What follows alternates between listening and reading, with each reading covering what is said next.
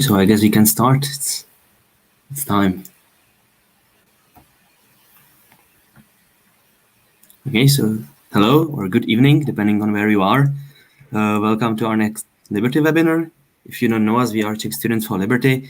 We are a student organization dedicated to furthering the ideal of individual liberty. And, today we are here with Roderick Long, professor of philosophy at Auburn University and founder of the Molinari Institute, founding member of the Alliance of the Libertarian Left, senior fellow of the Center of for the Stateless Society.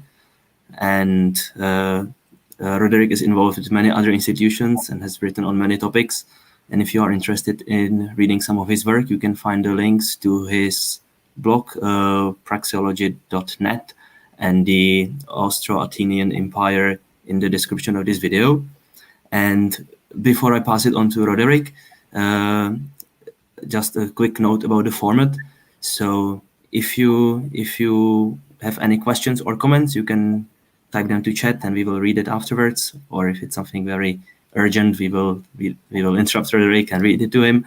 And after the talk, we will invite you here on the call so that you can ask Roderick in person and we can have a little bit more informal debate on the topic that we are going to discuss today.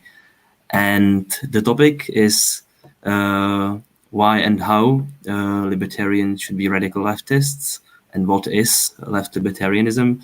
So now I pass it on to Roderick, and thank you very much for accepting the invitation. Oh, thanks, Jan, for the invitation. I'm sorry I can't be there in person. Prague is one of my favorite cities. But let me start by sharing my screen for the PowerPoint.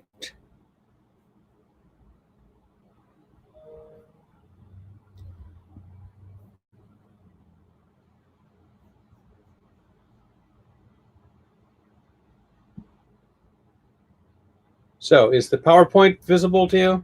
Yeah, it's working. Okay, great. All right, so topic, how and why to be a free market radical leftist. So starting off by talking about two perspectives. One of them is free market libertarianism, by which I will understand broadly the right to dispose of your own life and property without government interference, so long as the like right of others is respected. Traditionally, two types of support, not necessarily mutually exclusive, but how they're related is a complicated question, have been offered for free market libertarianism. There's a moral basis in self-ownership, the idea that each of us is the legitimate owner of his or her own self and of what they create.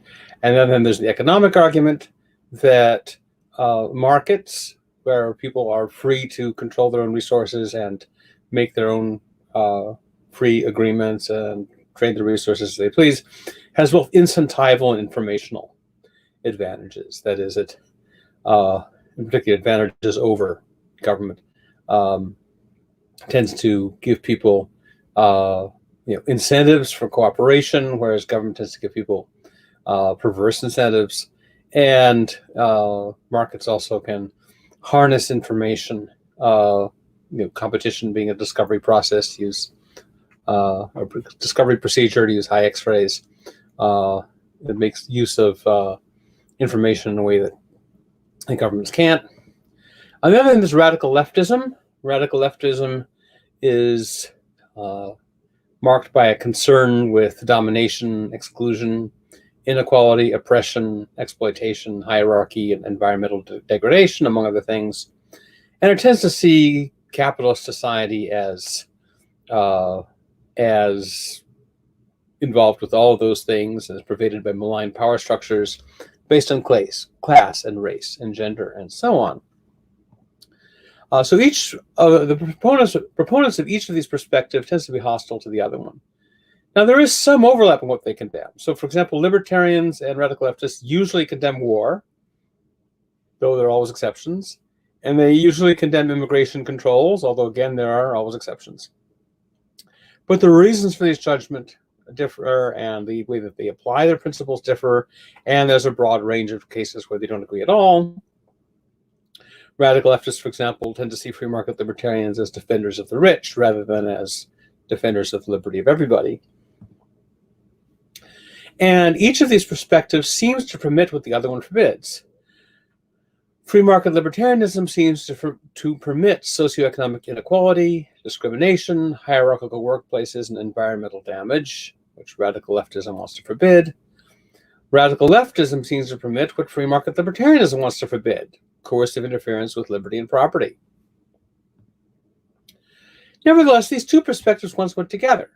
In the case of the 19th century individualist anarchists, and here are a few of them, it's Lysander Spooner, Thoreau, Voltaire de Cleyre, Benjamin Tucker, Ezra and Angela Haywood, Anselme Belgarrigue, and what's her name? Blocking on her name. Dora Marsden, and various others could be described as both free market libertarians and as radical leftists. Some of them even referred to themselves as socialists. I could have stuck Thomas Hodgkin in there, except we don't have any picture of him. And the two traditions do have some common roots. They both have an emphasis on equality of authority. They're suspicious of, they both got their start in a kind of opposition to privilege, opposition to there being, sort of special aristocratic classes that had authority and rights that other groups didn't have. So there's a sense in which they have a common origin. Since the 19th century, free market libertarians have specialized in studying forms of oppression that are directly governmental. And radical leftists have specialized in studying forms that aren't. And I think that each of them can learn from the other.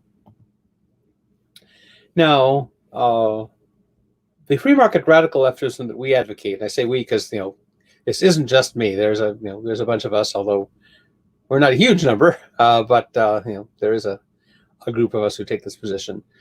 What we're advocating is not a compromise between the two positions. We're not trying to water down either view to make it compatible with the other. Now, there's some people who do. I know some thinkers who who do try to reconcile libertarianism with social justice, for example, and they do it in a way that seems to be to water down both sides. And I think that they suppose that they have to water down the two to make them compatible. But that's not our view. We tend to think that the relationship is not one in which the way in which the two views modify each other is not that they water each other down or weaken each other, but they reinforce each other. That each one makes the other one more radical and more consistent. Now, this union of the two views may involve some kinds of alterations in the views, but it's not alterations that make them weaker or more watered down. It's ones that make each view into the best, most thoroughgoing version of itself. So you could say that free market libertarianism and radical leftism belong together. Each is the natural completion of the other, although I'm given that this picture seems to involve one of them eating the other. It's not perhaps the ideal image, but there you go. Now, radical leftists tend to assume that the rhetoric of individual freedom and property rights that they hear from free market libertarians and from various other people as well is just a mask for justifying oppression based on race and gender and class. And to be fair, it often has been. That rhetoric has often been used, including used by statist politicians. But also, a number of free market libertarians have contributed to the problem by embracing racist, sexist, and classist views. And so, of course, that's going to just make the radical leftists feel confirmed in their suspicions. But a proper understanding of individual freedom and property rights, I think, supports radical leftist ideas. On the other side, free market libertarians tend to assume that the rhetoric of equality and social justice is a mask for justifying statism and collectivism. And again, to be fair, it often has been. And many radical leftists have contributed to the problem by embracing authoritarian views. But I think a proper understanding of equality and social justice supports free market libertarian ideals.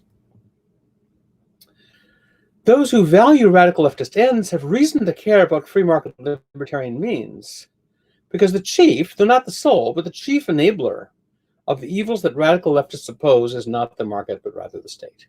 Now, so I'm not saying that all the evils that radical leftists oppose are the product of the state, although I think that they are, even when they're not, I think they are both more justly and more efficiently combated by market means rather than state means. But a lot of them are either produced by or at least exacerbated by state intervention.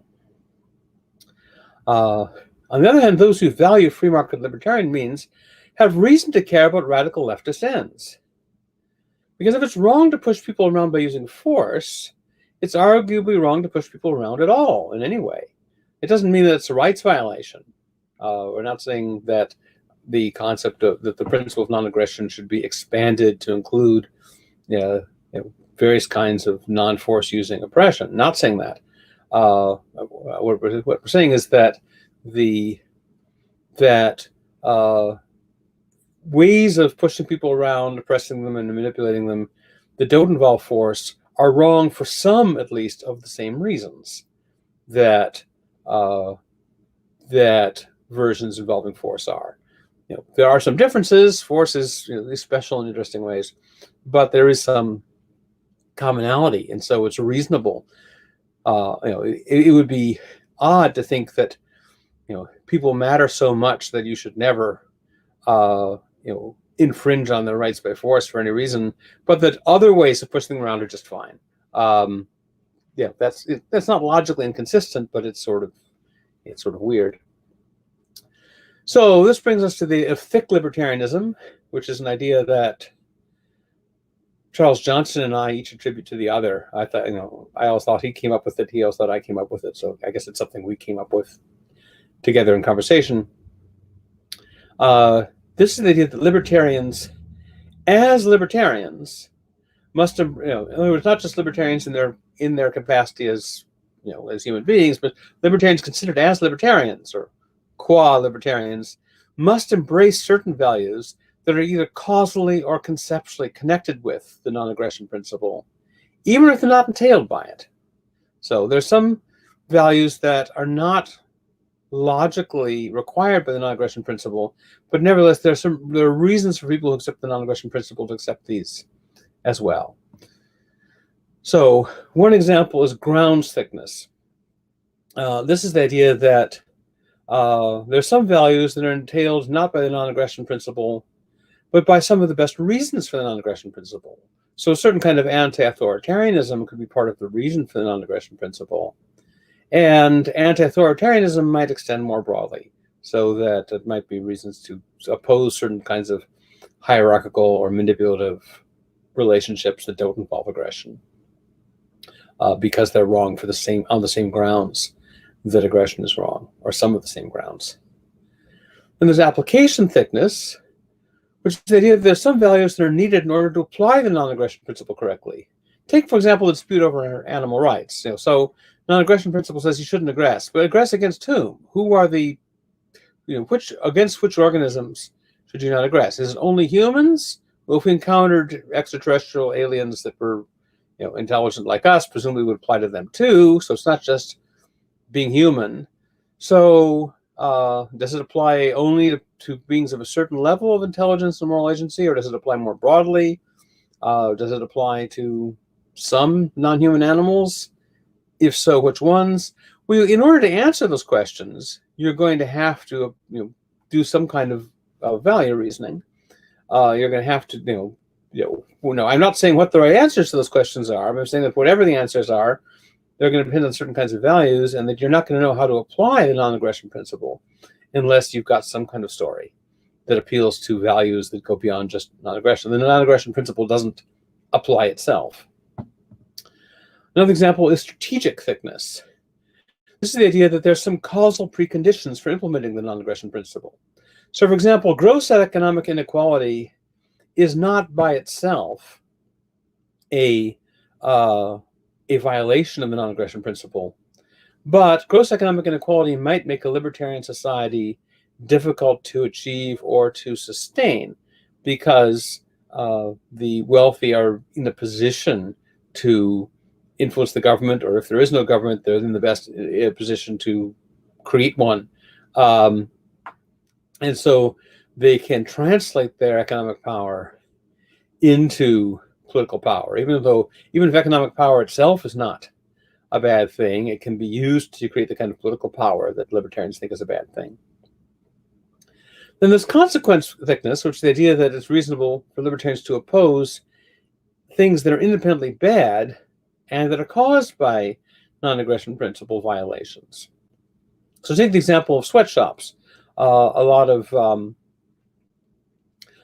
libertarians defend sweatshops on the grounds that they are the best available option for those workers.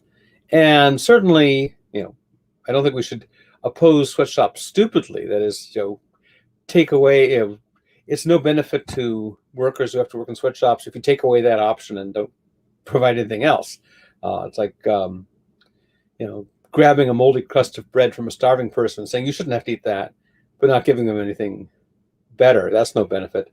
My philosophy department once had a head who would fire our temporary instructors whenever they got their PhDs on the grounds that PhDs shouldn't have to have crappy instructor jobs. So the idea is not to oppose sweatshops stupidly, but the idea is that sweatshops are not simply it's important to recognize they're not simply an organic result of the free market, that the conditions that create sweatshop labor are conditions in which the people who work in sweatshops are often people who have been dispossessed from resources and property that they had, or economic opportunities that they had by their own local governments. And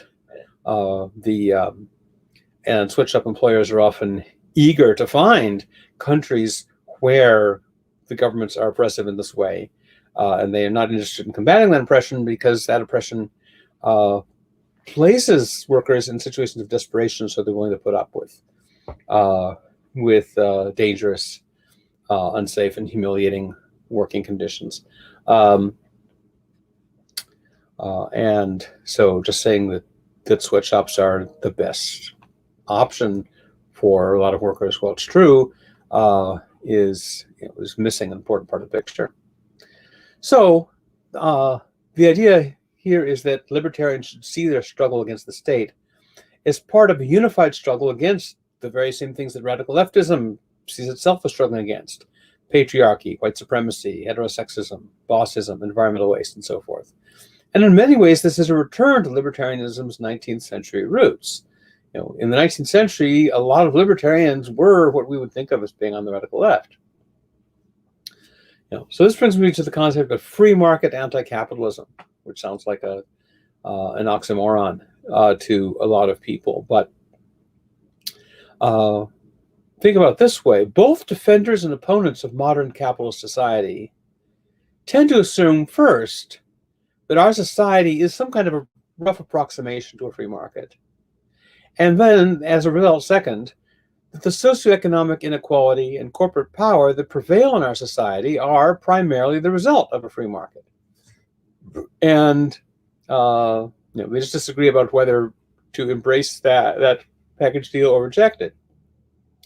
But from the free market anti-capitalist position, this is a conflation of corporatism or cronyism. You could say that's the rule of a big business, big government partnership with free markets. And this conflation comes in two flavors. So there's left-conflationism. This is one that treats the evils of present-day corporatism or cronyism as a reason to reject free markets. And there's right-conflationism, which treats the virtues of free markets as a reason to defend the results of present-day corporatism or cronyism. So in other words, both sides accept the package deal. They just they accept the description of the options. They just think that one thinks that they accept this package deal of the apparently good thing and the apparently bad thing being glued together, and one just thinks that the good thing is good enough reason to swallow the bad thing. Another one thinks that the bad thing is bad enough reason to reject the good thing. Whereas free market anti-capitalism wants to challenge that. And wants to challenge it more radically than a lot of libertarians do. A lot of libertarians will say, in fact, a lot of radical leftists will say, oh, well, strictly speaking, what we have is not a free market. So you'll often see libertarians saying, well, of course, this isn't really a free market. And then they'll immediately slide back into defending something or other on the grounds that, well, this arises on a free market, as though they've forgotten that they've just been saying it wasn't. But radical leftists do the same thing. They'll often say, well, of course, what we have now is not a real free market. But then they'll go on to condemn something or other as a free market thing, on the assumption that it arose through free market means. So I think that although this is a concession that both sides often make in principle, I think that they both have a tendency to lose sight of it. Now, historically, the term capitalism referred to a system favoring employers, capital in that sense. The word capital has a lot of meanings. In this sense, employers, the people who provide the capital, the equipment, against workers, against labor, against employees. More specifically, it meant a system in which ownership of the means of production is concentrated in the hands of an employing class. That so traditionally, the traditional meaning of capitalism, which so a lot of libertarians just think capitalism means free market. But if you look at sort of the history of the way the term was used, and the way a lot of people still use it, in fact, this is the official Marxist meaning, is that it's a system in which ownership of the means of production is concentrated in the hands of an employing class. Of course, Marxists, will say that and then forget it. But that is the the official definition. So officially, Marxism holds that free market is conceptually that a free market without capitalism is possible, and indeed they think it's happened sometimes in history. The difference is that they think a free market is unstable and naturally will lead to this kind of concentration. Although Marx himself recognized that it hadn't done so, that this concentration of ownership had arisen through violent intervention in the market by force that dispossessed people from their lands and gave them no option except to work for the capitalists. Marx recognized that, but Marxists gradually retreated from that view to the view that not merely the view that the free market, if there were one, necessarily would morph into capitalism in the sense, but that's what actually happened. So if you read something like The ABC of Communism by Bukharin and Preobrazhensky, or if you read some of Engels' later writings, they've sort of forgotten about Marx's actual account historically of what happened. Anyway, so nowadays, a lot of people use the term conflationistically, if that's a word, to mean something like the free market system we have now. Of course, if we don't currently have a free market, then it's not clear what that actually means. And so it's the very use of the term is a kind of package deal. So I think that's some reason that libertarians should stop using the term capitalism to refer to a genuinely freed market. And some of us use freed rather than free to emphasize that a free market is something that has to be achieved. It's not something that currently exists. So the fact that capitalism traditionally referred to this kind of concentration of ownership, and the fact that free market is often used conflationistically to mean, the system now being described as a free market, I think those are reasons not to use the term capitalism. Although some left libertarians do, and that's fine. I don't want disputes over terminology to be the big thing here, but I'm inclined to resist it. Now, some left libertarians go so far as to say that we should readopt the term socialism the way that some of the 19th century individualist anarchists did. But from my point of view, socialism has got too much unpleasant baggage of its own. I think the term has sort of been ruined by the history of actual socialist regimes. So I'm not inclined to use the term socialism either. But I don't have a quarrel with if people want to call themselves a free market socialist and they want to explain what they mean by that. I'm not going to fight them over that. But anyway, for myself, I prefer not to use either term to describe my views. So there's a dynamic that I call right cop, left cop, which is based, it's sort of inspired by the of good cop, bad cop, which is where one cop will, one police officer will, I don't know if that's a phrase that's familiar to you. So good cop, bad cop is the idea that two police officers who are interrogating you will cooperate with each other in the way that one of them will pretend to be the hardline one who's threatening you, and the other one will pretend to be the nice one, saying, that guy's a real hard ass. I'm on your side, but I want to protect you against that guy. But if you cooperate with me, I can prevent you from being subject to whatever that guy wants to do to you. When in fact, of course, they're just working together. So that's what good cop, bad cop means. And so I came up with the phrase right cop, left cop as a way of capturing a similar dynamic. So conservatives often pose as critics of big government, and liberals often pose as critics of big business. But in fact, since big government and big business, as we see it, are largely in cahoots with each other, the result of this is that those who oppose one wing of the ruling government-business partnership just get lured into supporting the other, and their genuine libertarian alternative is rendered invisible. So I like making this analogy to the Star Wars prequels, that just like church and state in the Middle Ages, government and business each want to be the dominant partner, just as in the Star Wars sequels. Palpatine and the Senate represent the government, whereas Count Dooku was allied with the Trade Federation and a bunch of commercial interests, and they appear to be at odds, but in fact they're cooperating the whole time. Now, in that movie, although they were secretly cooperating, each one tried to betray the other one. Each one wanted to be the dominant partner. Just as church and state, each of them wanted to be the dominant partner in the Middle Ages, but nevertheless, they had an interest in cooperating to hold people down. Now, I'm not saying this always works as a conspiracy theory, that that business and government are, politicians and corporate leaders are secretly getting together and plotting these things, although I'm not sure that never happens. But a lot of it just happens sort of the automatic alignment of interests. There's just a natural tendency for these interests to align in that way.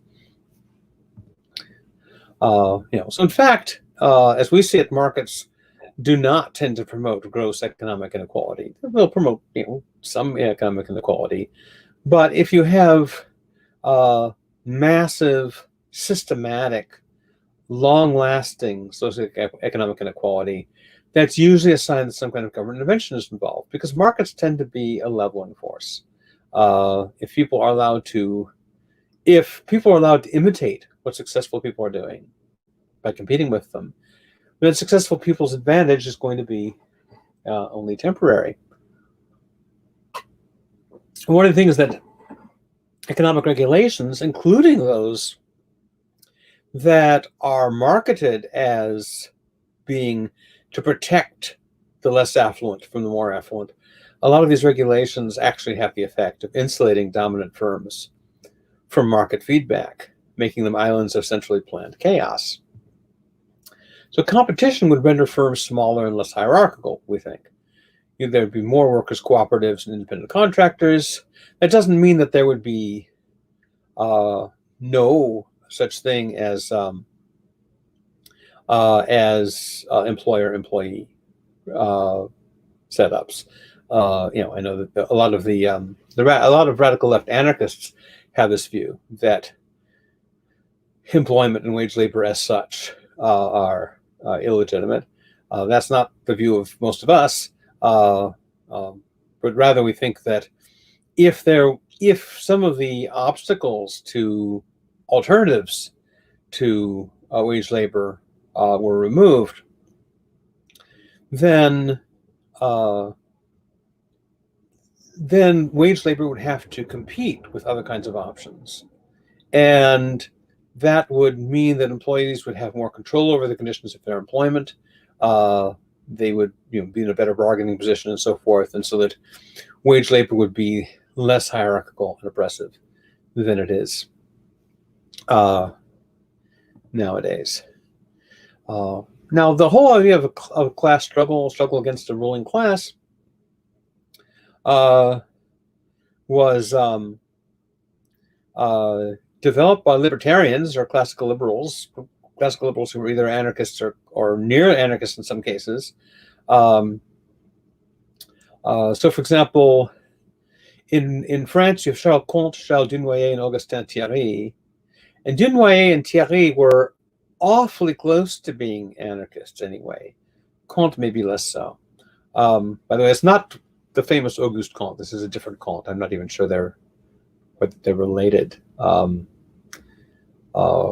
fact, I think they're probably not, because when John Stuart Mill wrote a letter to one of them, he referred to the other one as your homonym rather than, for example, your cousin. So at least he doesn't seem to have thought they were related. Anyway, they developed a theory of class. Thomas Hodgkin in England was an anarchist. James Mill was not.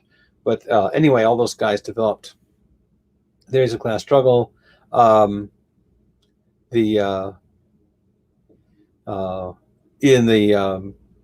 pictures here are of Thierry, Dunoyer, and Mill, James Mill, father of John Stuart, since those are the only ones that we have pictures of. I don't think we have any image of Charles Comte, and I mentioned before, I don't think we have an image of Hodgkin.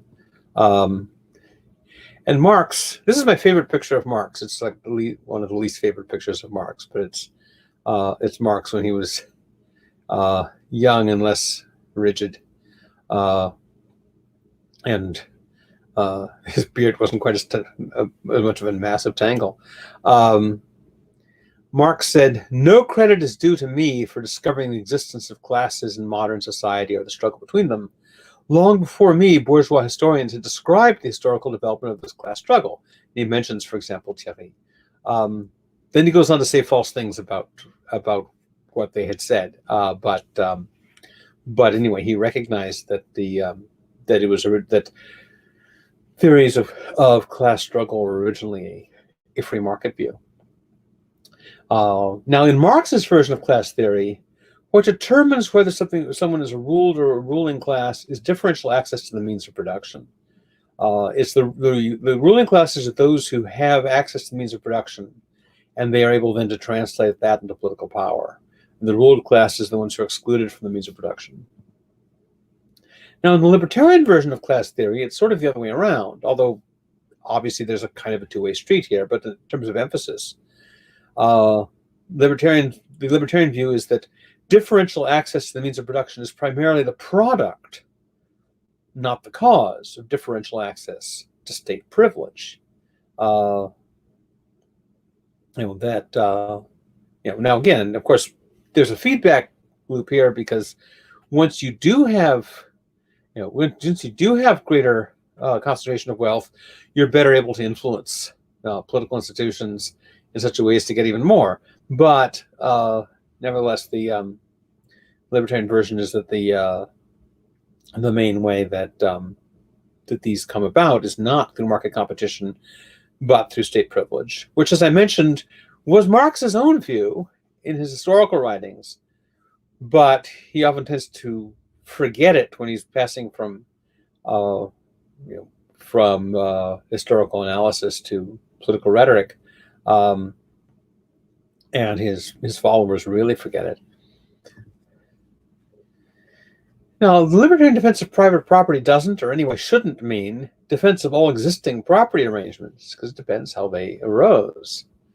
The present and how they're maintained. The present distribution of property both arose by and is maintained by systematic state interference with the market, with libertarian property rights. So here's some examples. So as a firm grows larger, it takes advantage of economies of scale. There are gains in efficiency from having a larger size. But there are also diseconomies of scale. there are ways in which becoming larger makes a firm more efficient.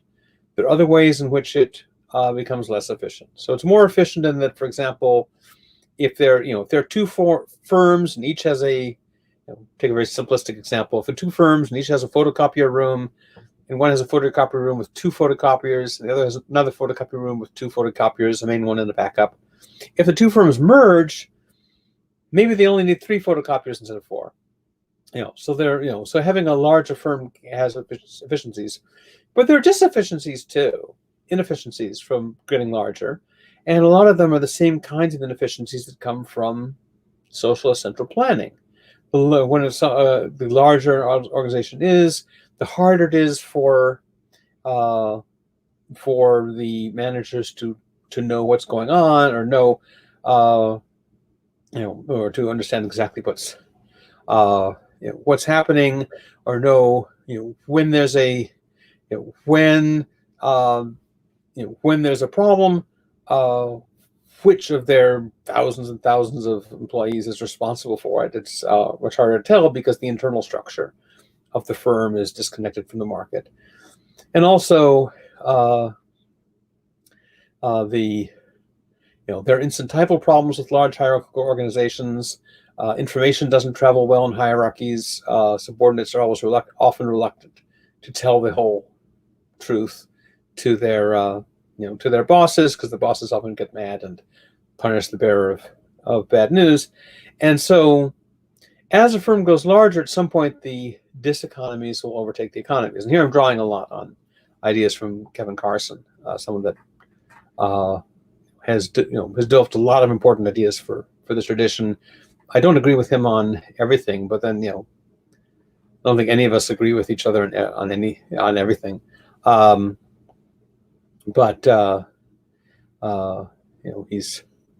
He's probably a bit farther from traditional free market libertarianism than I am, but I think he's made some useful analysis here.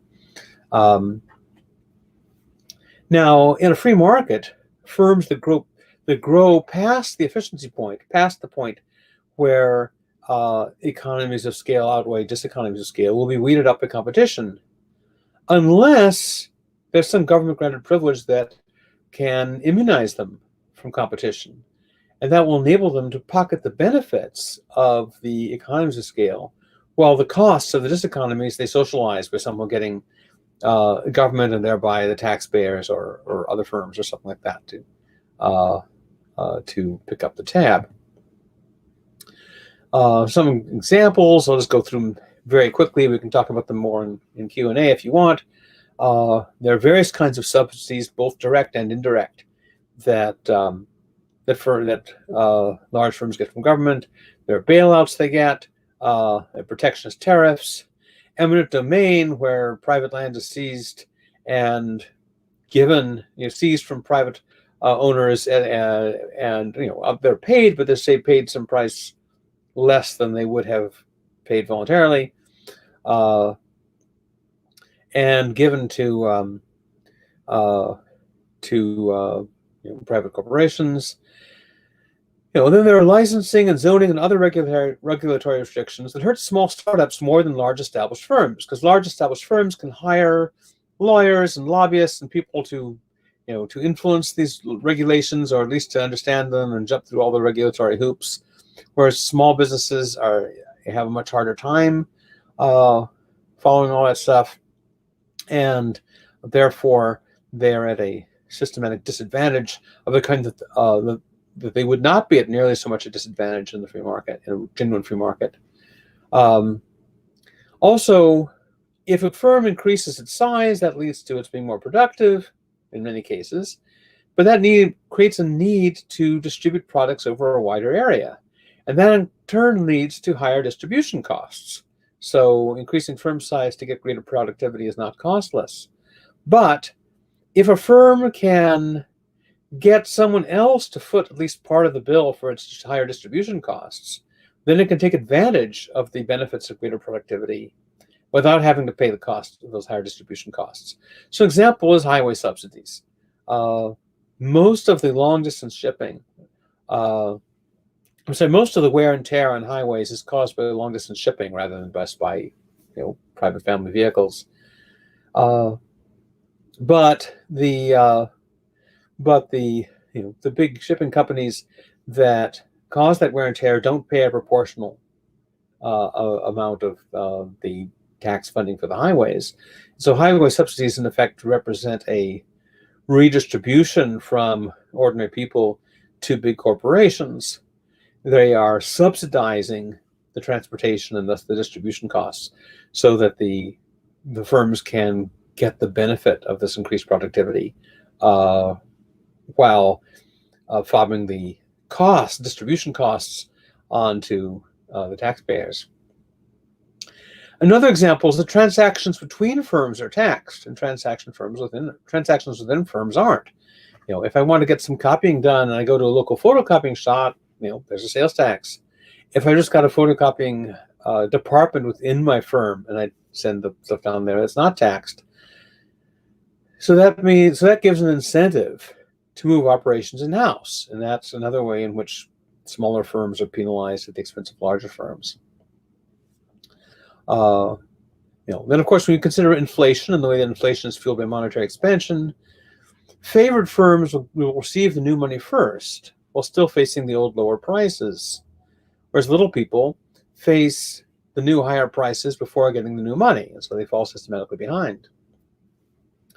Another example is quality standards. So quality standards might seem like a good thing. Require that that various products and services on the market meet a certain minimum quality standard.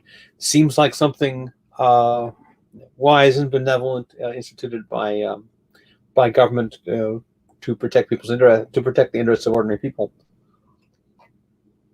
But whatever their intentions, and there's some reason to suspect their intentions, because it often turns out that a lot of these regulations were actually lobbied for by the firms being regulated, which is some reason then to look at them with suspicion. But anyway, even if we assume that they were motivated by the most virtuous motives, the actual practice is that it works as a kind of implicit cartelization. The larger, wealthier, more established firms can afford to produce these high quality standards. Smaller firms can't afford to produce those high quality ones. Previously they were competing with them by offering consumers the option of deciding how to trade off quality versus price. Saying, all right, our products may not be as high quality, but they're a lot cheaper. Decide for yourself whether you want to buy our lower quality products or go to their higher quality products. If you forbid people to offer lower quality products, but they can't afford to offer the higher quality ones, and you're just pricing them out of competition, and then you've implicitly cartelized the market by giving a kind of oligopoly to the more wealthy and established firms. Another example is copyrights and patents, intellectual property. These rule aspects of service off limits to competition. You're not allowed to compete with another successful firm by doing what they did if what they did has been copyrighted or patented, and that tends to cement their their market share and their domination and their concentration of wealth. Some other familiar examples: deposit insurance encourages banks to make risky investments, and liability caps encourage oil companies to drill in risky ways. We had that here a few years ago when British Petroleum was caused that massive oil spill in the Gulf of Mexico, which is right near where I am, and one of the reasons that they did that was the cap. American-style healthcare, both the Republican version and the Democrat version, there are some interesting differences between them. It's mostly just sort of jockeying between different factions of the one class. They both are forms of corporate welfare. The the the democratic version, like the kind of healthcare law that President Obama got passed, requiring individuals to purchase private insurance, is basically a giveaway to the private insurance companies. Now, he didn't do it in quite the way that they wanted, and so a lot of disputes that look like disputes over principle are really disputes about the details about exactly how to slice up the loot. But it was definitely more of a benefit to the corporate elite than to ordinary people. Then, of course, government enforces land titles not based on homesteading. In the United States, most of the land west of the Mississippi is owned either by the federal government or by state governments, or by land companies that have a state-granted monopoly. Now, admittedly, a lot of that land is kind of crappy in the sense that there's very little water on it, but still, people are not allowed to homestead it, and if people were, people are not allowed to try and develop it. And obviously, we know it's possible to build thriving communities in the desert because it's been done, but people aren't allowed to do it. A lot of that land is just held out of development. And it's not all arid desert land. It's not all national parks either. A lot of it's just stuff that the government controls. In fact, the government often in the forests that it owns will give logging companies the right to go and cut down lumber at lower than the market rate. So there's no environmentalist justification for that, and there's no private property justification for that because the government has no legitimate claim to that land. It's neither on environmental grounds nor on free market grounds is it justified, but it's just another example of cronyism.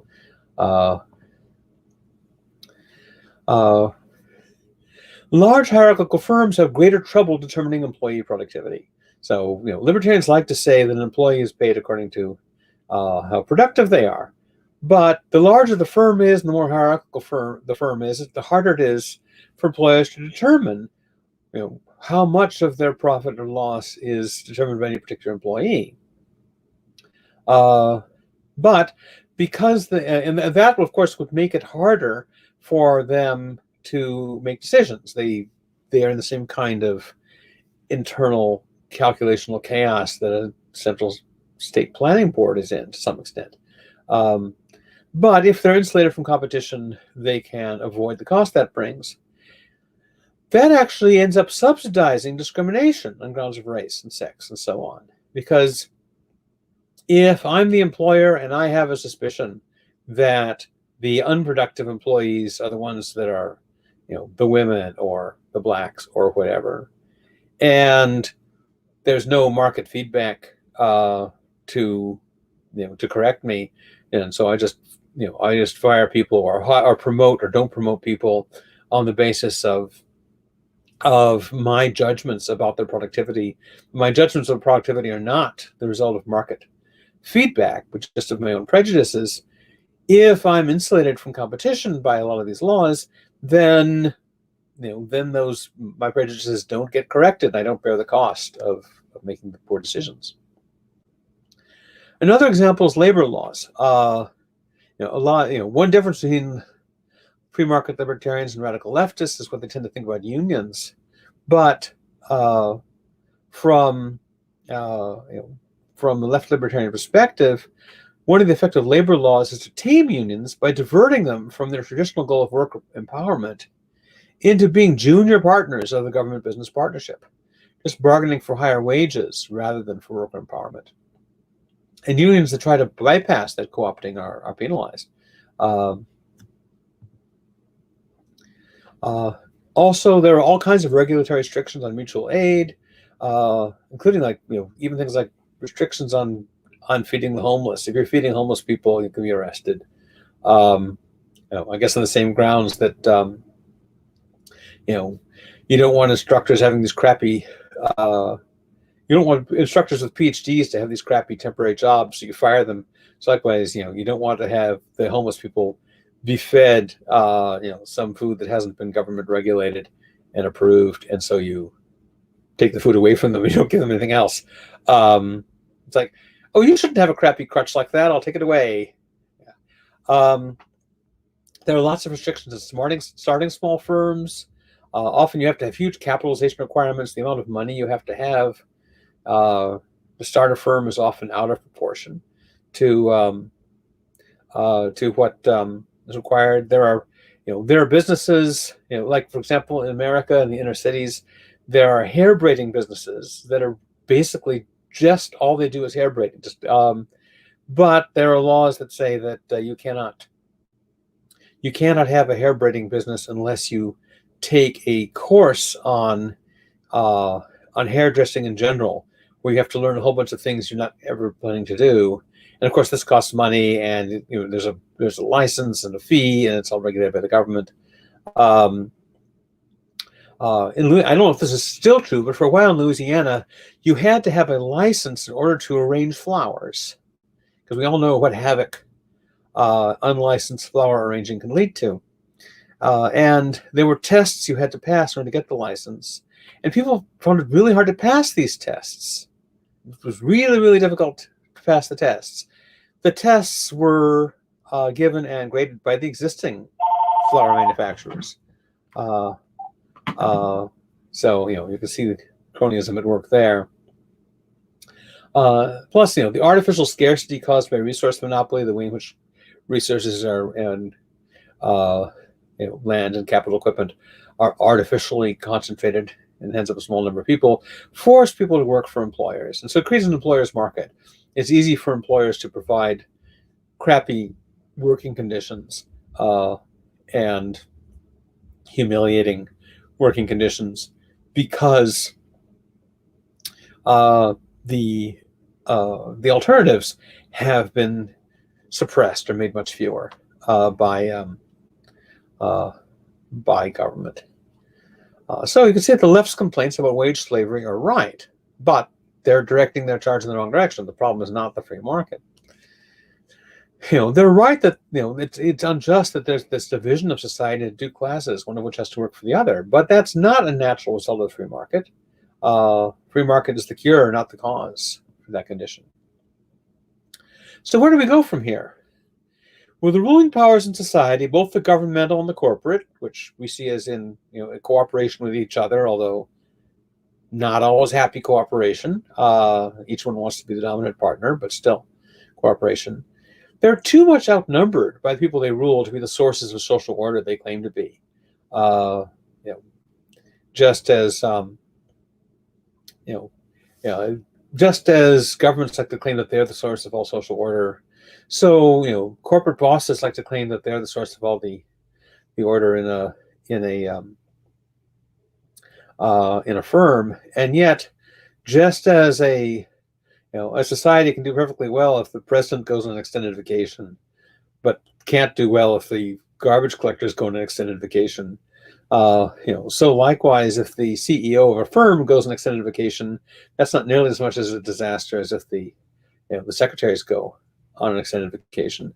They've exaggerated their claims of social order, and they're vastly outnumbered in ways that show that they are not really able to impose this power over themselves. So it means that petitioning the state or seizing control of the state, whether by electoral means or revolutionary means, so those are the usual methods for trying to achieve reform, those are not necessary as a means.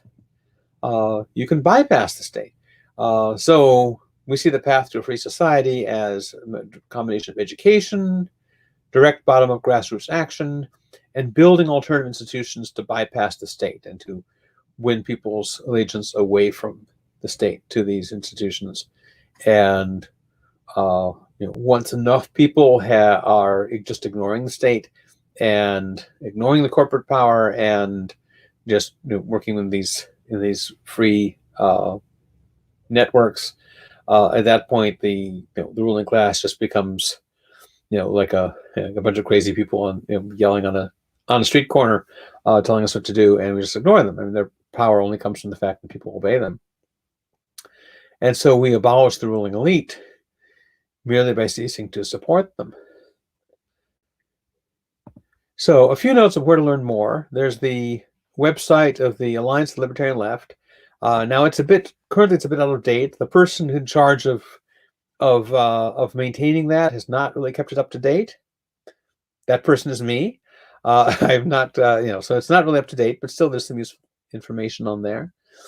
There are some books. There's Markets Not Capitalism, which you can find as a free PDF online. And there's a similarly titled Free Markets and Capitalism, which is not a free PDF online, but most of the articles in it you can find online. And I think the book itself is pretty cheap if you want to hunt it down. There's also Anarchy and Legal Order by Gary Chartier, which is available as a free PDF online. There's The Dialectics of Liberty, which is not. But anyway, those are four books that, and there are many others, but those are four books that outline some of these ideas. And then there's the Center for a Stateless Society, which is connected with my outfit, the Molinari Institute. It's in the eyes of the state, we're the same organization. In fact, it's more autonomous. It's like an autonomous extension of the Molinari Institute. But anyway, you can see their website. The theorists on there all disagree with each other about various things. So don't read one article and think that you thereby know what everyone on the in the group thinks. There's a lot of diversity, and some of the books I mentioned you could get to the store. As for the ones that are free PDFs, if you want to know how to find them, just email me and I'll tell you. And that's it. That's my presentation. Okay. Thank you very much for the talk. And now we'll invite you to join us here. So now you should see the link for the call in the description. In the chat. So looking forward to see you here and to hear your questions. And maybe before you join us, I will start with a few questions before you get on the call and get some ideas. So one of the questions I wanted to ask you is, because you are also involved as co-editor with the Journal of Ayn Rand Studies, and the Randians typically interpret. Sorry, can you please turn off your microphone so that you don't have echo? Okay, so the Randians typically interpret capitalism as a system that upholds individual rights. So what's, in your view, the problem with this definition? Is the main problem that it's historical and that the systems that were most commonly viewed as capitalism didn't fit this definition? Or maybe would this essentially be what you consider to be the free market? Yeah, well, I think that, Rand was certainly aware, although I think kind of intermittently aware. I think she was aware that lots of large businesses depended on government favoritism. I mean, people often come away from Atlas Shrugged with the idea that it's about, heroic businessmen fighting against government attempts to regulate them. But it's mostly about, heroic businessmen fighting against government attempts to help them. I mean, the main thing that's going on with Dagny Taggart is that her brother, who's running the company, is in cahoots with the government and trying to give her company special favors and trying to put competitors out of business, and she's against that. So Rand was certainly aware of that, at least sometimes, though at other times she seemed to forget it. One of the many interesting similarities in Rand and Marx is the way in which sort of certain historical features sort of come into focus for them and then go out again. But when she talks about American history, and she focuses almost entirely on American history, she doesn't have that much to say about Europe, although occasionally she'll say something. But when she focuses on American history, she tends to think of there being two categories. There are the They're the evil businessmen who made their power through government privilege and then use that, and then made their wealth through government privilege and then use that wealth to try to get more privilege out of government. And then there are the heroic entrepreneurs who made their wealth through their own efforts and then again proceeded without further government help. I don't think that's historically accurate. I think that there are plenty of cases of businessmen who achieved their wealth mainly through their own efforts. But once they achieve that wealth, they're perfectly happy to go to government, to stop any competitors from climbing up the ladder behind them. So she had this vision of, either they're all good or they're all bad. And reality, I think, is more complicated than that. And also, I think that, when you look at sort of the history of capitalism, she didn't really take into account as many defenders of capitalism have not really taken into account the extent to which the massive displacement of, and we have to go back to the Europe case, the massive displacement of peasants from their land sort of drove them into becoming available as as this large unemployed class. In fact, in many places in Europe, it was actually illegal to be unemployed or to be self-employed if you were below a certain economic level. And so, you had to choose between going to work in the factory or going to prison. So that's not a free market way in which these things get established. So she had, so I think that even though she was partly aware of the problems, I think she looked at economic history through a certain kind of a rosy view, because she had this vision of these heroic entrepreneurs that she admired, and so many of them turned out actually to have feet of clay that she didn't fully realize. I think she had a definite tendency of hero worship, and she would look at people, whether it's Aristotle or the American founding fathers or the leaders of industrial capitalism, and she'd make these glorious heroic icons of them. And in many cases, there are important things to admire about them, but she tended to downplay some of their less attractive features. Okay, thank you very much. And I think we had a question from Andrew. Hi, thank you so much for your talk, Dr. Long. I really appreciated the many examples you gave in which firms were insulated from diseconomies of scale. And I was curious if if your thesis is that firms today are larger than they otherwise would be on a true free market.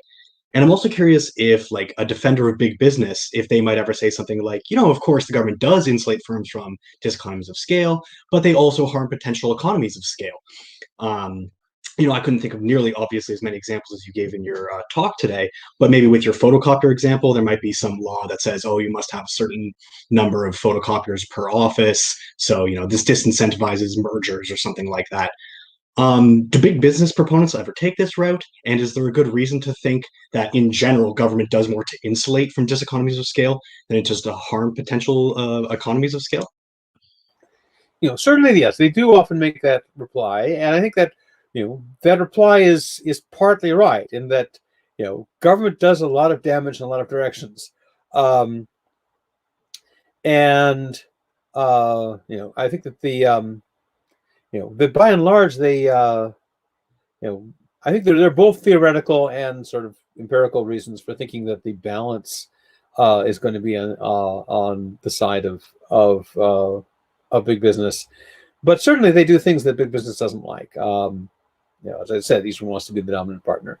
And also, even if the government were but theoretically, even if the government were just passing laws at random, which I don't think it is, but if it were, I think that the large corporations, since they can afford all the lobbyists and so forth, would, there'd be a filtering mechanism whereby the more of the things that hurt big business would tend to get shut down, and ones that hurt smaller businesses would tend to survive. But certainly that doesn't mean that there are no laws that go the other way. I think moving from sort of the theoretical reasons to the empirical reasons, Kevin Carson's book Organization Theory, I think, is a useful book that talks about, it goes into a lot more detail than I have as to the vast myriad of ways in which even things that look as though they're designed to help out the little guy end up being more on the side of big business. So I think they're both theoretical and empirical reasons for expecting the shift to be more toward big business. So I do tend to think that firms would tend to be smaller and flatter, and organizationally flatter, and there'd be more of them in a free market. I'm not someone who thinks that there wouldn't be any traditional looking firms. I know that some left libertarians lean that way more than I do.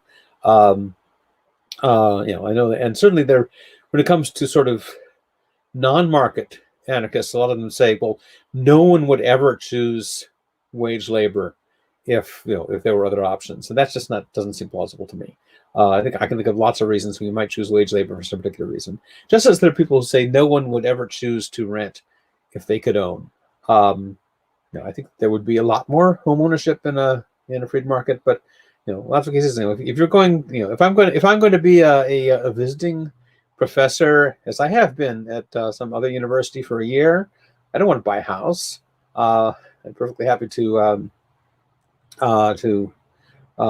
rent a place for a year, which is what I've done.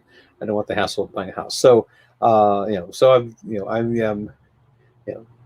more moderate than some of my colleagues, but yeah, I do think that that we would see a different looking economic landscape.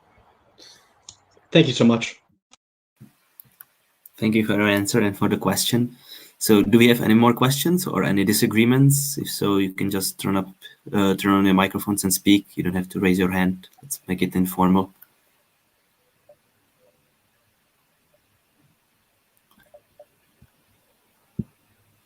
Yeah, Dominic, go for it. Yeah, I hope the speaker is here. Just don't see Roderick right now. So Here, yeah, you there? Cool. I see a view with a circle with DS on it, but I am here. No. Thank you. I just always have a question, because I totally agree with you on all these things. But I'm struggling with the words. And did you think, or of course you did think, if it's a good idea to call these ideas as you do call them, because we are losing this battle all for centuries. When we call ourselves liberals, we lost the term. When we call ourselves, I don't know, even the Austrians were invective, and capitalists, and all these terms turned a little bit negative.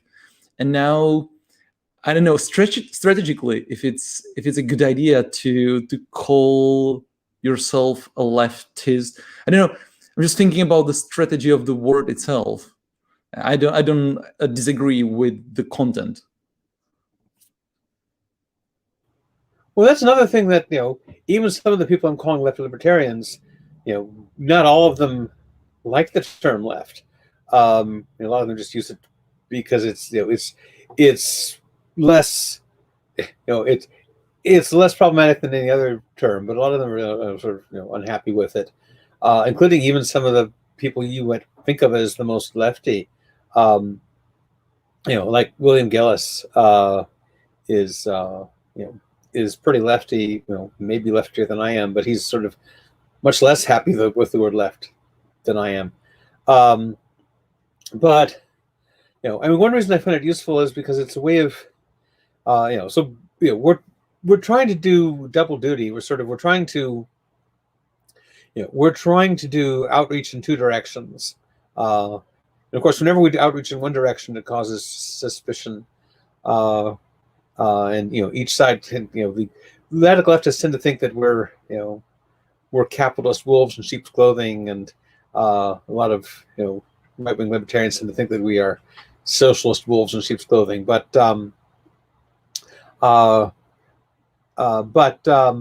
we've got these traditions. We've got people who, so some people have worries about the term left. Other people have worries about the term libertarian. They think the term libertarian has too much baggage.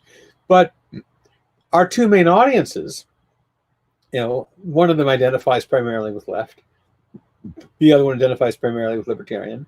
These are the two traditions that we're drawing lots of ideas and inspiration from. We think that each of these two traditions is deeply and importantly right about many things, even though we think that each one has missed the boat on certain things.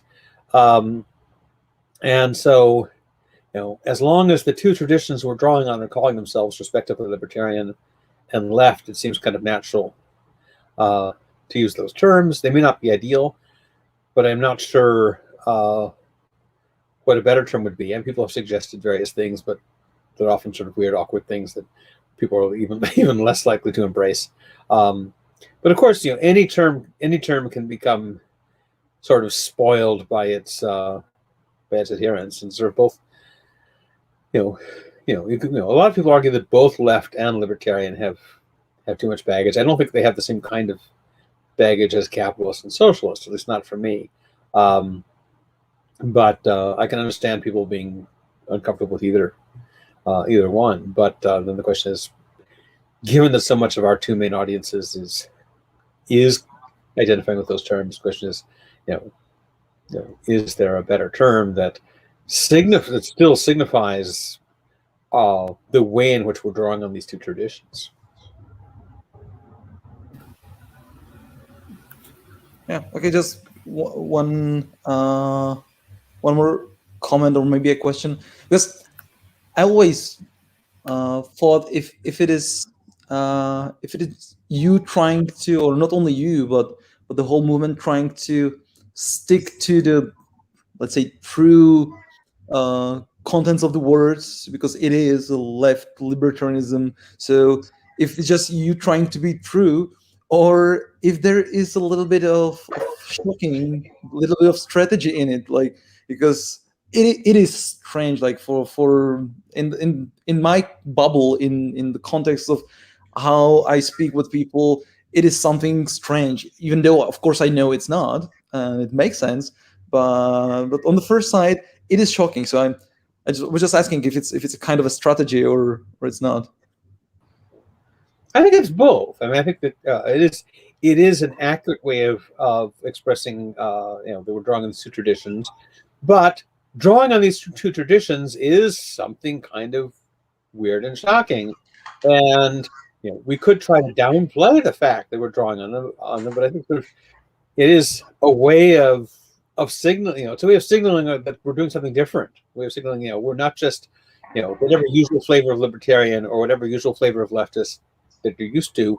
We're offering something new and different, and by using this, is the same way that when Rand uses the phrase "the virtue of selfishness," she's I mean, on the one hand, she thinks she's being accurate, although I think she's actually misusing the term selfishness, because I think that the term selfishness doesn't just mean being self-interested; it means being excessively self-interested, and so, or being self-interested in the way that runs roughshod over other people's interests. And given that wasn't what she was advocating, maybe she shouldn't have used that term. But anyway, but she was using it. She thought it was accurate, but she also thought it was it was a way of getting people's attention, saying, "Look, this is something different." It's trying to break through people's categories. People have sliced the ideological landscape or the moral landscape or whatever into certain prefixed categories, and this is a way of saying, look, if there's some of us are calling ourselves left libertarians or free market anti-capitalists or something like that, this is a way of signaling, look, we're disagreeing with your categories. There's a famous experiment that was done where they would show a site in psychology where they would show people playing cards with and some of the playing cards were wrong, like they'd have red clubs instead of red hearts. They'd flash them very quickly and ask people to identify them. If they go by very quickly, they wouldn't notice any difference at all. They'd identify the red club either as a black club or as a red heart. If you flash them more slowly, then they get confused and say, well, I think that was a black club, but it had a red border. or something like that. It's only when you show them very slowly that they begin to see, oh, this is something. So it's difficult for people to see, or to recognize something that goes against their traditional categories. They will try to slide into some pre-existing category of being like a black club with a red border, and which I think is what we are, we're often thought of as by both sides, analogously. So there is some value to trying to stress the way in which we are. We're offering, we're trying to overturn traditional categories. We don't want to be slotted into one of those pre-existing categories. Thank you much. We have an interesting question on YouTube from Pedro, but before I ask it, I wanted to ask something that's sort of following on Dominic, because there is also the group of bleeding heart libertarians, and I was going to ask whether there is an overlap or whether there is some substantial difference. And my view, and maybe this is a selection bias based on whom I read from these two groups, but it seems to me that the people who term themselves left libertarians take more of an Aristotelian or virtue ethics approach, while the bleeding heart libertarians are more often influenced by John Rawls. Is that possible, or is that a selection bias on my side? Okay, so in an earlier version of this talk, I actually had a bunch of slides about bleeding heart libertarianism, because that was the earlier version of this talk was when the Bleeding Heart Libertarians blog was still live, and Matt Selinsky just disabled it for various reasons I won't go into, so that it is no more. But I was part of that blog, as was Gary Chartier, so we were both part of that group, but we were more on the on this radical left libertarian side. So bleeding heart libertarianism, its official view is that its way of combining concern with free markets with combining concern for social justice, and if that's the definition of bleeding heart libertarianism, then left libertarians would count as bleeding heart libertarianism. In fact, according to Wikipedia, I don't know if this is true or not, but according to Wikipedia, I coined the term bleeding heart libertarianism. I suspect someone must have used it before I did, but anyway, last time I looked up Wikipedia, it was crediting me with being the first user. Maybe that's true, maybe it's not. But when I was talking about people who were combining these two in a way that's involved sort of watering down each one to make it compatible with the other, I had in mind some of my friends in the bleeding heart libertarians. People, they have, I think they tend to see their social justice commitments and their libertarian commitments as moderating each other in certain ways, whereas we in the left libertarian side, and of course, I should mention the term left libertarian has been used in more than one way. There's a group of people who call themselves left libertarians, by which they mean they want common resource ownership, but combined with self-ownership. And the other people who use left libertarianism as a synonym for anarcho-communism. And so there's FreeMarket AntiCapitalism might be a safer term, because we're the only ones who call ourselves that, as far as I know. But anyway, as for Rawls versus virtue ethics, it's true that a lot of the bleeding heart libertarians are heavily influenced by Rawls. I'm not sure how heavily most of the left libertarians are by Aristotelianism or virtue ethics. I mean, obviously I am, Gary Chartier is, and some people like Charles Johnson and Jason Bias and Corey Massimino are. But for example, Kevin Carson is not particularly so. William Gillis is very hostile to virtue ethics and Aristotelianism. He thinks it's a little crap. I think probably not being all that influenced by Rawls is probably more of a unifying feature than being influenced by virtue ethics. Thank you very much. And we have a question from Jakub, but before we can ask a question from YouTube, from Pedro. So Pedro asks whether you don't think that it might be dangerous to join forces with groups or other groups on the radical left that don't classify themselves as libertarians and who are essentially very hostile to the ideals of liberty or the free markets. Well, it depends what join forces means. You know, we don't want to join forces with, you know, just with anyone who you know, who claims these, you know, radical left ideas. Also want to join we don't want to just join forces automatically with anyone who, you know, who spouts libertarian rhetoric either. You know, so it's not a matter of saying, hey, we're showing up to, you know, to fight alongside you in whatever it is you're planning to do. You know, we want to, you know, look at particular you know, particular projects and particular you know, particular you know, issues carefully. And there's disagreement among people on our side as to, you know, which groups are you know, on the left are worth aligning with, when and to what extent. We have a book called Fighting Fascism that is basically a set of debates and disputes among people on our side as to, you know, the extent to which left-wing anti-fascist movements are or are not congenial with what we're doing. So, you know, certainly we don't want to, you know, we don't want to, and also, you know, a lot of left libertarians think that people like me or Corey or Jason are you know, their association with Ayn Rand's ideas is too you know, is too right wing, and they can't understand why we would be interested in someone like Rand, who would have thought that, who would have found left libertarianism a horrible abomination. You know, so you have to be careful and pick your battles. You know, because I mean, the whole point of this is that neither the radical left as it stands nor the libertarian movement as it stands has got things quite right, and so you don't want to uncritically you know, throw your weight in with either of them.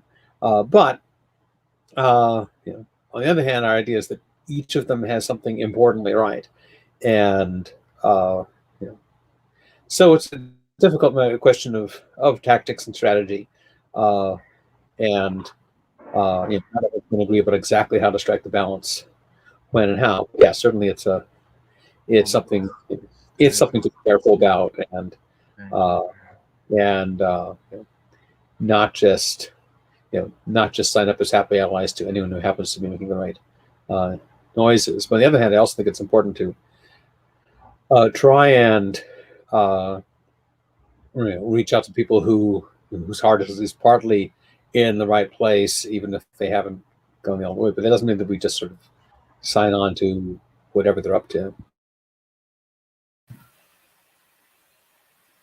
Thank you very much. Hopefully Pedro is satisfied with the answer. And we had a question from Kuba. So yeah, I'm back. Thank you for the lecture. I love the lecture. Unfortunately, I've not been able to hear about half of it, so maybe you answered my question there. But is there any significant political movement associated with left libertarianism in USA, or not? Well, it depends what you mean by political movement. I'm certainly there isn't like yeah. some attempt to infiltrate political structures and have your congressman, for example, or something like that. Most of us tend to prefer, not all of us, because you know, we're not unanimous about much of anything, but most of us do not you know, look to conventional political strategies or conventional political parties as the as the best means of advancing these ideas. Now, some are, some of them, some of us are involved in, either one of the two major parties, or the Libertarian Party, or something else. But even those of us who are tend not to think of that as the primary means of political change, because most of us are anarchists. Again, not all of us, but most of us are anarchists. And one thing about anarchism is that it's the only political philosophy that doesn't require taking control of the state in order to bring about change. Because there are, of course, many anarchists who have had the idea, well, what you do is you take control of the state and then you dismantle the structure from within the structure. And there's been a lot of debate about both the morality and the practicality of that. But at least that's not, it's not necessary in the way that, any other political movement that does favor some kind of state control does seem to require, therefore, directing the forces of the state in this direction or that. But our idea is much more sort of bleeding power away from the state by building alternative institutions, which has been a long common view among many, though not all, libertarians, and among many, but not all, radical leftists too. This is a strand you find in both traditions. The idea that you build alternative institutions, you win affiliation of people away from the state toward these institutions, building the new society in the shell of the old, as the old saying goes. There's a nice passage I like from the anarchist Gustav Landauer, who is a socialist anarchist, but he said, the state isn't an institution. The state is a means by which people interact with each other. And the way you abolish the state is not by blowing something up, but by altering that pattern of interaction. So if people are interacting differently with each other, the state just dissolves. There's nothing, there's nothing more to it. And so the idea is to create different patterns of interactions, and and make it, as I said, make it so that once you withdraw that, once you get enough people withdrawing support, then the rulers just end up like crazy people yelling on the sidewalk. They become harmless loonies telling people what to do if no one's obeying them, or if not enough people are paying attention to them. Yeah. Okay. Thank you. All right. Do we have any more questions or disagreements or comments? Yeah, I have one question. So I heard when you were speaking about the particular stance of left libertarians towards big business and oppression of big business. So I wonder what position or stance do left libertarians held towards globalization? Because on one hand, you have free trade and open borders, which are benefits from globalization, but on the other hand, you have also a very big growth of big business and corporations, which, as I understood from left libertarians' position, could be viewed as something negative. So is there a tendency to reject globalization or embrace it, or just embrace some aspects of it? Yeah, probably the last. The term globalization is a catch-all for a bunch of different things, some of which we like and some of which we don't. So we like the free travel of people, goods, and ideas across borders. We're against protectionism. On the other hand, a lot of what's called globalization has not been driven purely by market forces. It's driven by, and you look at things that are called free trade agreements, and you see a free trade agreement that's, it's 500 pages long.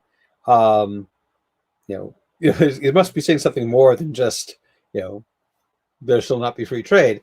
Free trade agreements so-called, often involve all kinds of complex regulations. They often involve, transforming, creating a kind of protectionist zone that's just larger than an individual country, taking a bunch of countries and making them into a big protectionist bloc.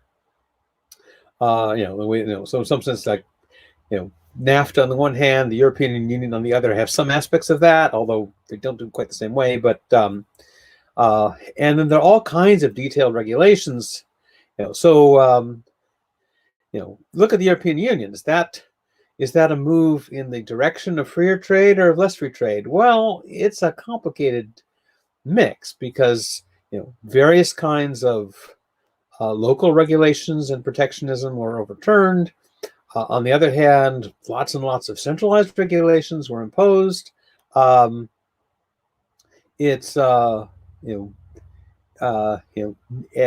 side bears much resemblance to a free market. So I think globalization is kind of a package deal term that treats a bunch of these developments as if they were all free market, and the free market aspects we're all for, but a lot of it is just a different flavor of government regulation, and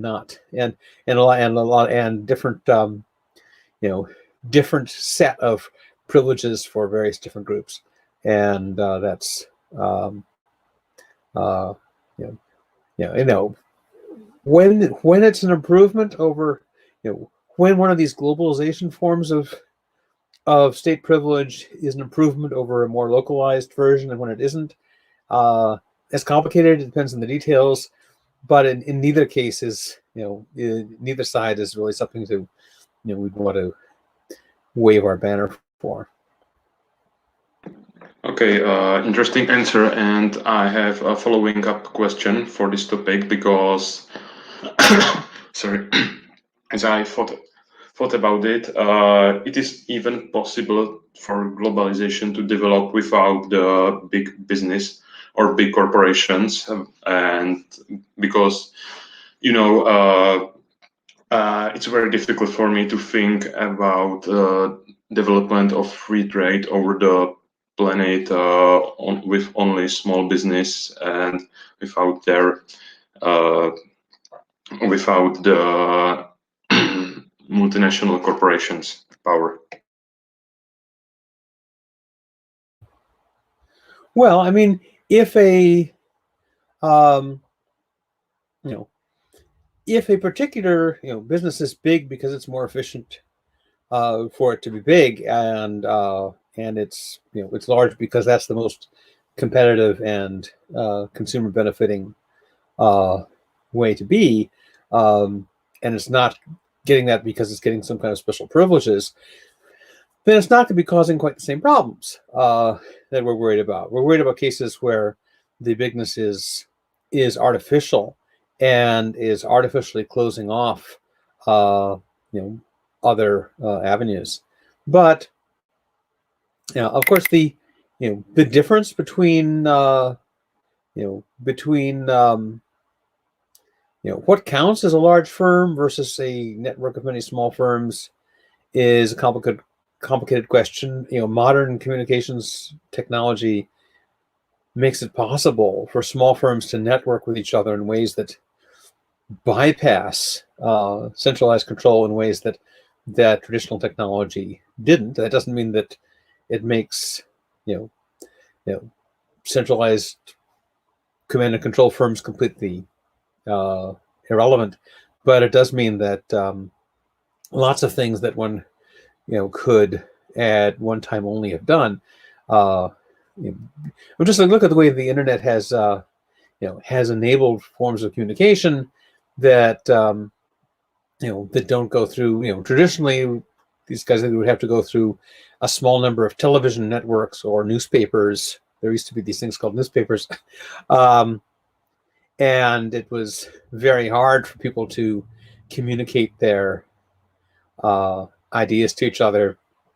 And the internet has made things, has allowed information networks that now there are obviously complications with the internet, all kinds of of problems with it. But technology does make it easier to for firms to network over small areas. Also, remember again that some of the things that drive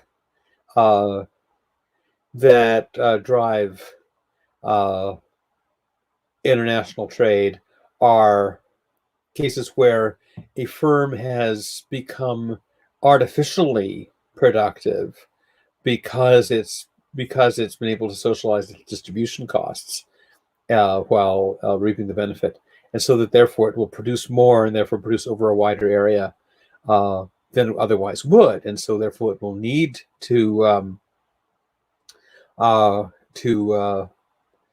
it will need sort of larger global supply chains than otherwise would.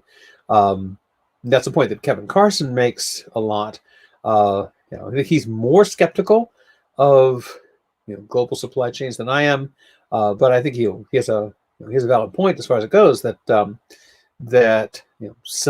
sometimes these international supply chains and the replacement of local by international production are to some extent the result of excess production that is caused by government socializing the costs of it, and so there might be more local production. But it's hard to say, and if it turned out that there are large firms that are needed for international trade and that would still exist in free market, I'm not going to pull my hair out over it. But I think that there are good reasons to think that at least a lot of these things are the result of government intervention. And again, I would recommend, even though I don't agree with all of it, I would recommend Kevin Carson's book Organization Theory, which is also free online, which talks about a lot of the ways in which what we think of as globalization is driven by various kinds of government interventions. Thanks for the answer. All right, do we have any follow-up questions or comments?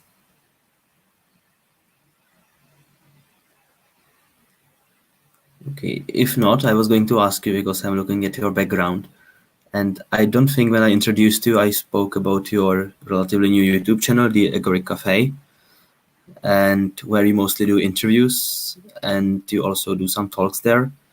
And quite recently, I think you did a series of free talks on Czech literature, I think, or Czech literature by Czech authors residing in Czech Republic, because I think you spoke about Hašek and Čvejk and Kafka and Čapek, and that's more literature than you've reviewed on the channel from many other countries. So why the attraction to Czech literature, especially to authors that are not really connected in their writing?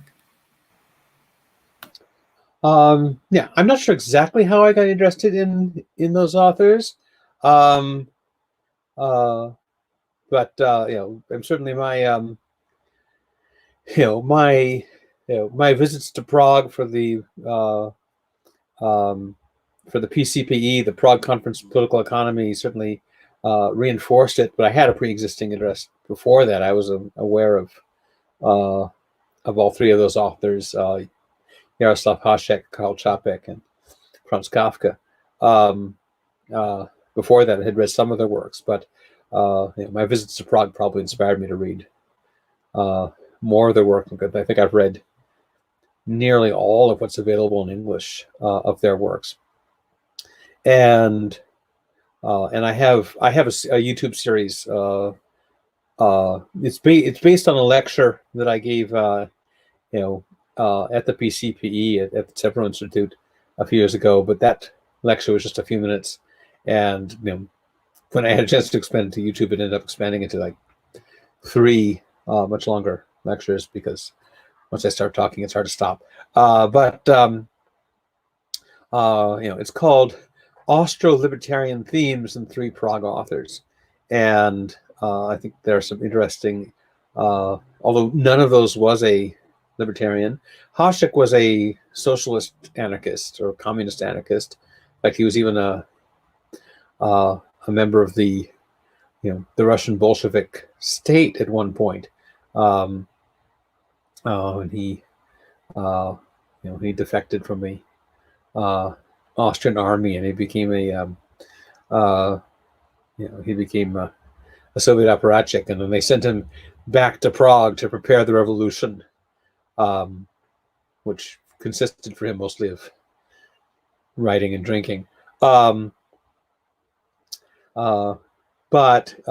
he has, Hasek has these really nice satires of bureaucratic thinking, and and some interesting analyses of the way that the informational incentival perversities of the Austro-Hungarian bureaucracy worked, that that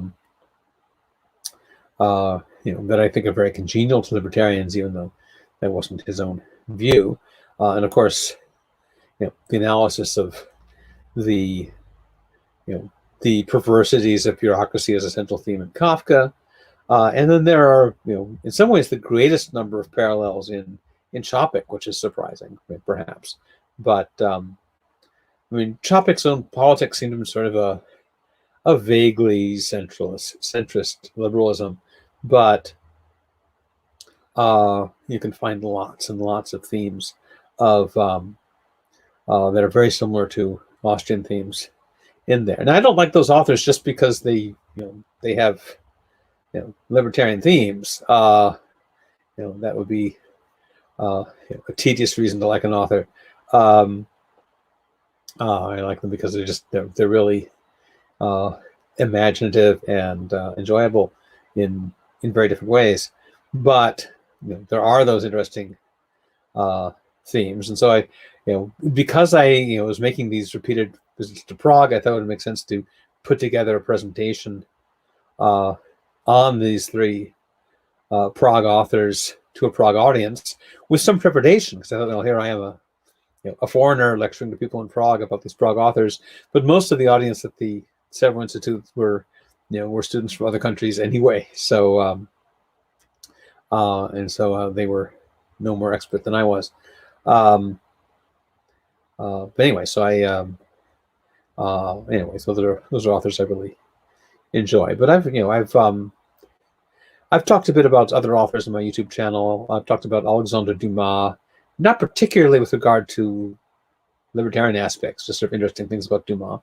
And I've talked about Ayn Rand, and I'll probably talk about some other authors at some point. I've also done, as you mentioned, I've done a bunch of interviews with libertarian figures, people like David Friedman and Kevin Carson and so forth. And there will be more coming up. I've been a little bit too busy lately to do many, but there will be more. I've got another one scheduled for next week, but I won't say who it is in case it doesn't work out.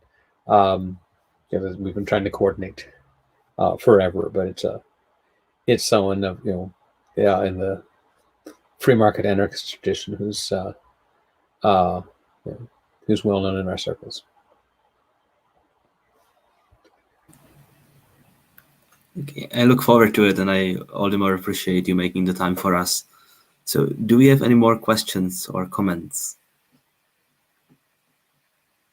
or disagreements? You can use the chat if you don't want to talk, or you can ask in Czech, and I'll be happy to translate the question.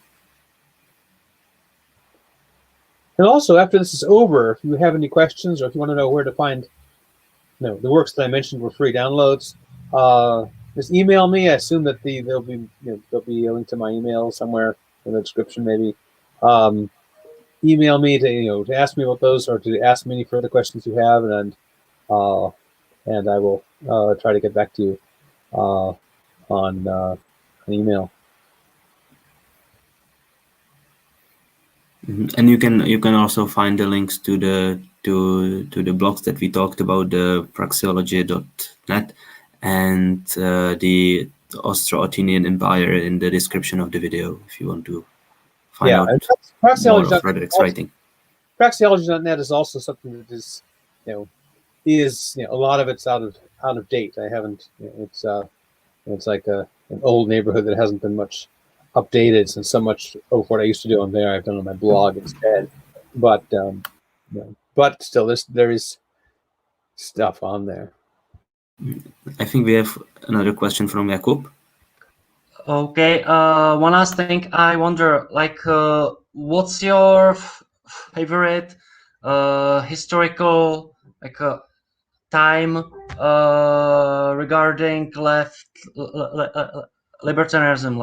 Like we here in like here we like Wild West for being decentralized law and decentralized society and so on. So like, what's yours? I tend to be very bad at what's your favorite X type of questions. I used to think that was a defect on my part until I discovered the law of marginal utility, and then I realized I've been justified all along. That we never choose between entire classes of things, only things in a given context, and so I rarely have a good answer to the question, what's your favorite blank. There are lots of different traditions that that have aspects I like and aspects I don't like.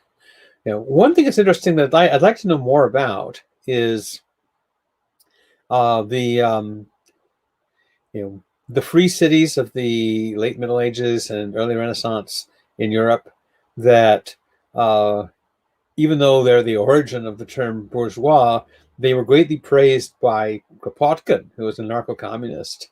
But they've also been praised by anarcho-capitalists like Brian Kaplan. And anything that anarcho-communists and anarcho-capitalists are both enthusiastic about is worth a look. I'm not sure that they were necessarily quite as anarchic as either of them likes to think, but nevertheless, they were interesting case of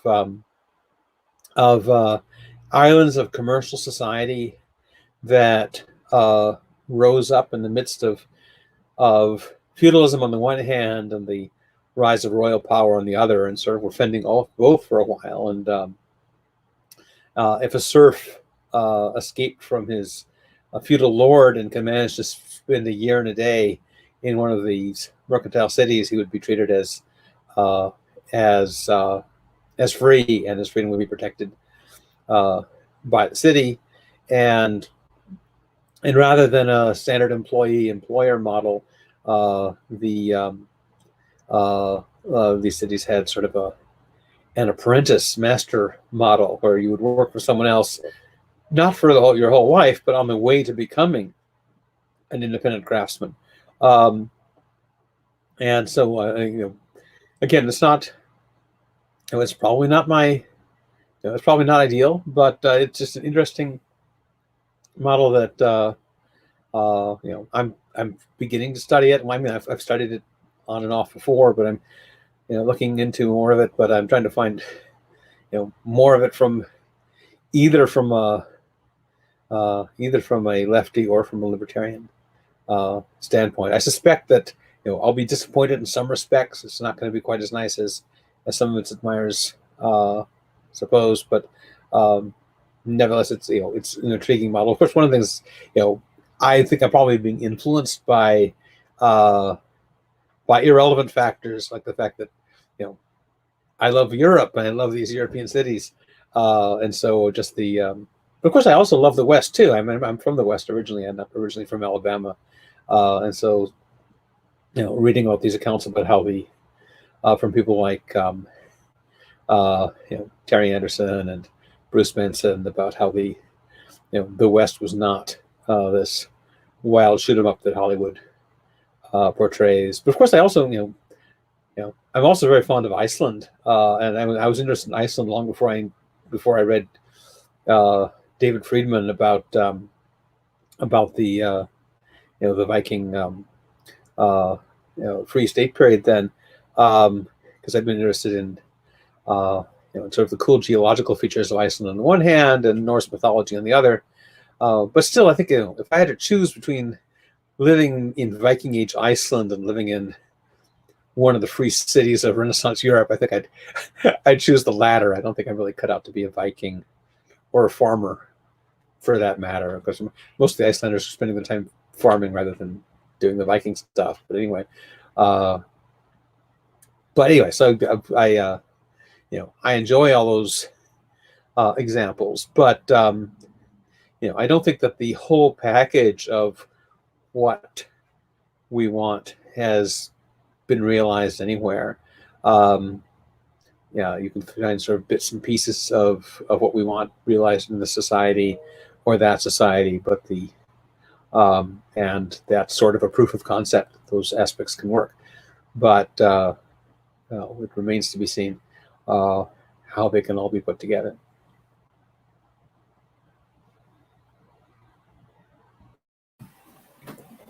Okay, thank you very much.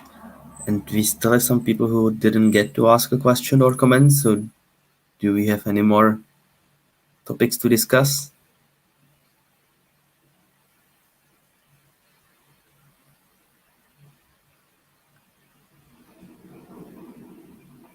All right. So it seems that we've exhausted everybody's questions. So thank you again for the great talk and for the debate. And once again, we have some, so if people want to follow you further, they can do so on the websites that we talked about and that people can find in the description of the video, or they can check out the YouTube channel that you discussed and the Agoric Cafe. And we will look forward to your next interview, and we hope to see you again in Prague after this is all over. Thank you very much. And if you, for the Czech audience, if you want to find out more about our activities, you can check out our website and our Facebook page, Students for Liberty CZ, because we are probably going to have one more event in early July with Tirkano Hale. So we also look forward to seeing you there. So have a great evening or afternoon to Roderick.